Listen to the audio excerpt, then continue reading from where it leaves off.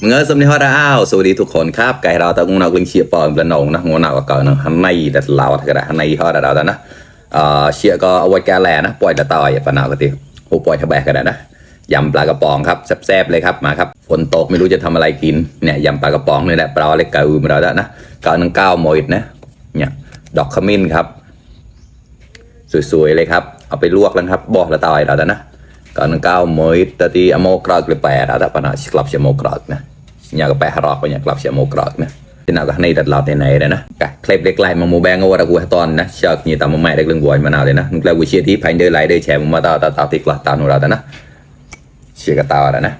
อ๋อวอดเนี่ยแกะไหนนะแกะไหลแน่กับแบ่ปูนะเราได้เนี่ยแกแลไปสามไม่ขวนะมีตาสื่อก็ได้ไม่หอมจัดการนะchữ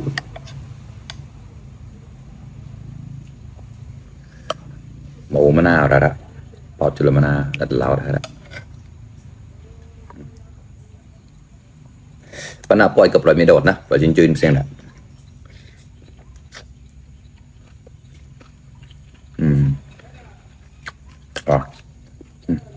một rồi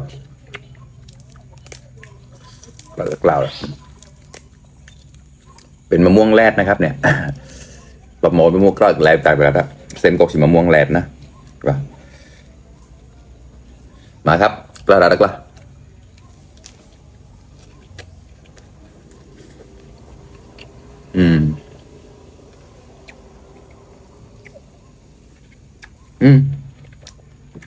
ดิบชอบนะเพียงมีเหนียวข้อ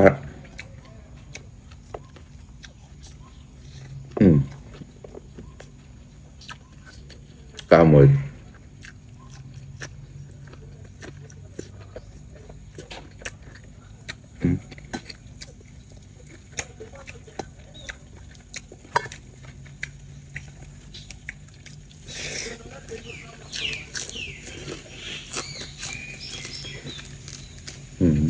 rồi các bạn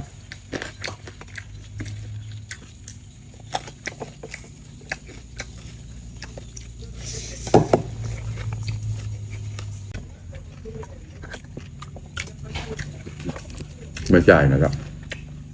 ไม่ใช่บ่อไข่ต้มครับ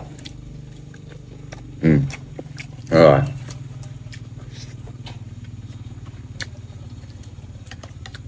แล้วตามตัวใบกาแลได้ชื่อของเขาไม่เนี่ยแล้วนะก็แบบปูเชือแต้งเนี่ย2 กระป๋องเลยครับปูเลยเอาอะไรเนี่ย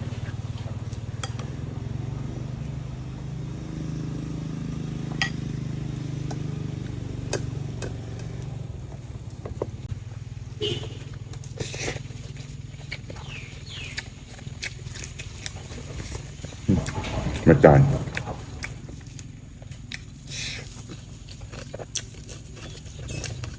อยากกับมึงเรียนบ่อนะหวังกุ้งครับ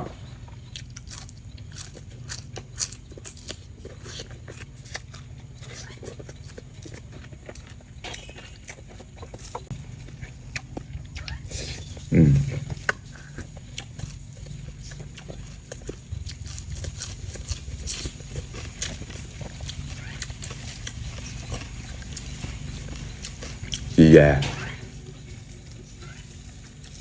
ใบสะระแหน่ครับ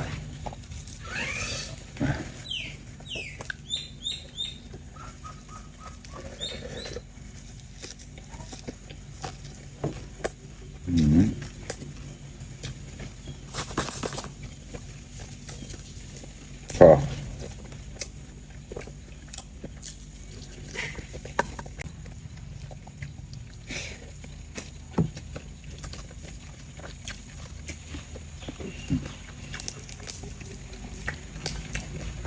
ข้าวเปล่าน้ำมันกระดาษข้าวว่าในนึกเล่าลึกกลับเลยป้าน่ารักมันเกเชีย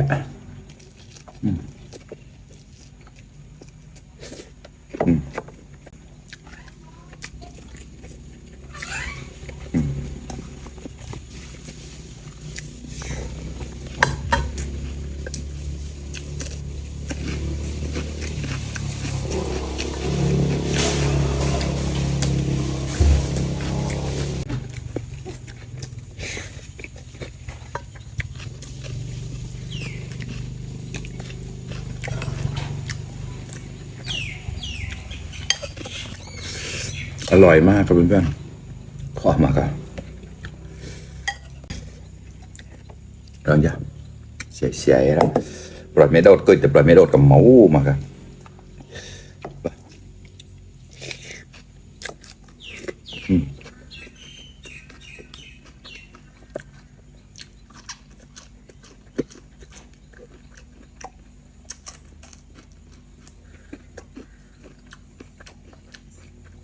ก้าวหมูชี้ข้อเขาเนี่ยผมได้ใต้แต่เราดับบอดครับ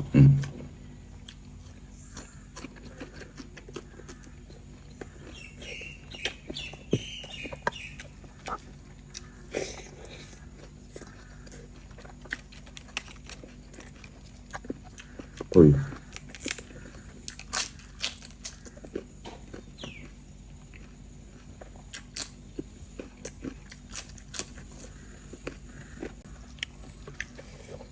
เราเป็นปอด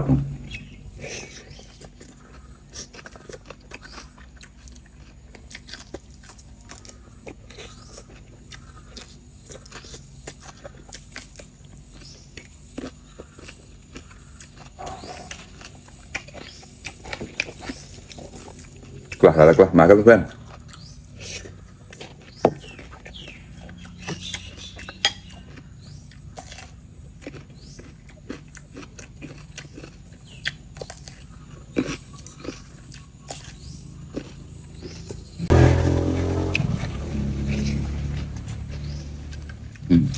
มากลับกระป๋อง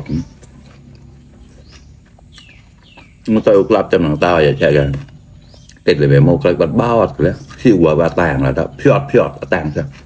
เดี๋ยวก็หลับๆกับหนาวนะเชี่ยข้อเลยดิบเชี่ยมีใหญ่ราวมาครับมันจะการอาชีพ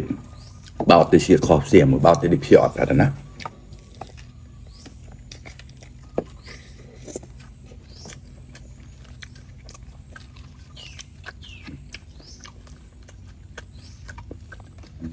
เก็บกำหนาวเชี่ยปลาโมกซึ่งเขาเลยครับ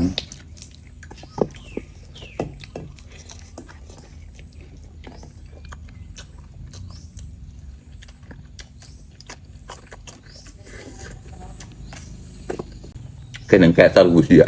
xịa mình nào cả gặp lại nàyแน่นอนไหนดิฟโซ่ไหนละไม่ค่อยกรอบนะครับปลาหัวยุ่งครับ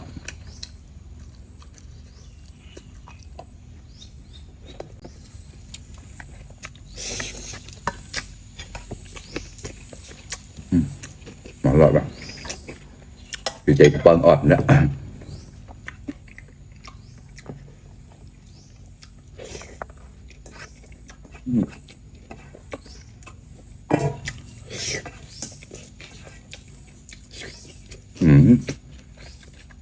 ข้อระดับ